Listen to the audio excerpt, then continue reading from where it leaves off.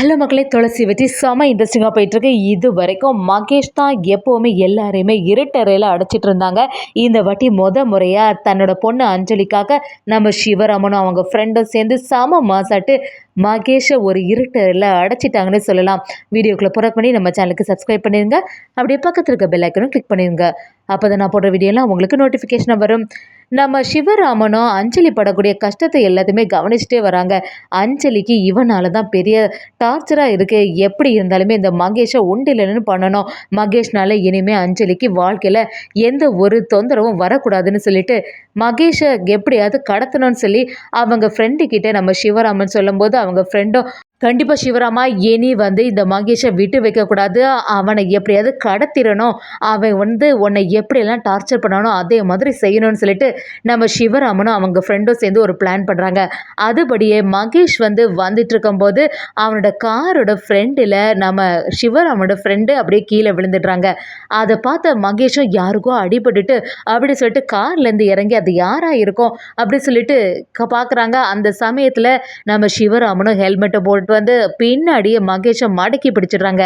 மடக்கி பிடிச்சது மட்டும் இல்லாமல் மகேஷ் அப்படியே மயக்க அடைய செய்கிறாங்க. அதை பார்த்த நம்ம சிவராமனோட ஃப்ரெண்டும் சரி இதாண்டா சரியான சான்ஸு, இவனை இந்த இடத்துலேருந்து இப்படியே கடத்திட்டு போயிட வேண்டியதான்னு சொல்லி அப்படியே சிவராமனும் அவங்க ஃப்ரெண்டும் சேர்ந்த மாதிரி நம்ம மகேஷை இழுத்து ஒரு இடத்துல அடைச்சி வச்சிடுறாங்க.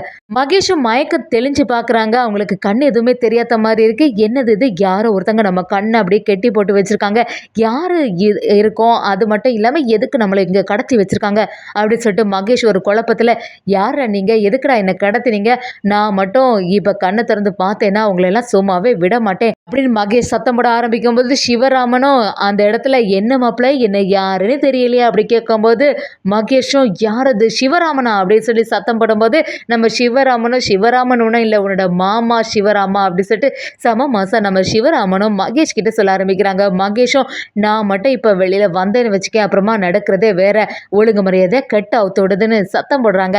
அதை கேட்ட சிவராமனும் என்ன நீ மிரட்டுனா நான் பயந்துருவேன்னு பார்த்தியா, இனிமே உன் மிரட்டலுக்கு எல்லாமே நான் பயப்படக்கூடிய ஆளே கிடையாது, என்ன எனக்கு சத்தம் எல்லாமே உனக்கு கேட்குது தானே அப்படின்னு சொல்லும்போது நம்ம மகேஷும் நீ மட்டும் என் கையில் மாட்டினேன்னா அப்புறமா நான் உன்னோட கதையை முடிச்சிருவேன்னு சத்தம் போடுறாங்க. அதை கேட்ட சிவராமனும் என்ன மாப்பிள்ள இதெல்லாம் தெரியாமல் பேசுகிற, நீ என்னோட முகத்தை எப்படி மாற்றிட்ட தெரியுமா, இப்போ நான் எப்படி இருக்கேன்னு கூட உனக்கு தெரியாது அப்படின்னு சொல்லிட்டு நம்ம மகேஷோட பக்கத்தில் போகிறாங்க.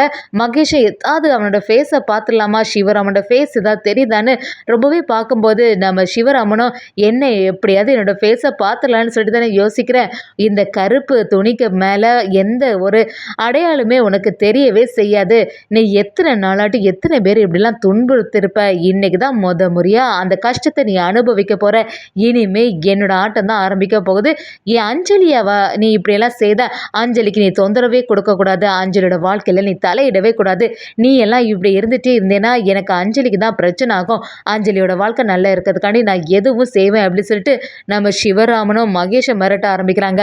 மகேஷும் மாமா என்னை அவுத்து விடுங்க, அஞ்சலி நல்லபடியாக இருக்கணும்னு சொல்லிட்டு தானே நான் அவளுக்கு பார்த்து எல்லாம் செய்கிறேன், அதை ஏன் யாரும் புரிஞ்சிக்க மாட்டேங்கிறீங்க அப்படின்னு சொல்லிட்டு மகேஷ் நல்லவன் மாதிரி ஆக்டிங் கொடுக்குறாங்க.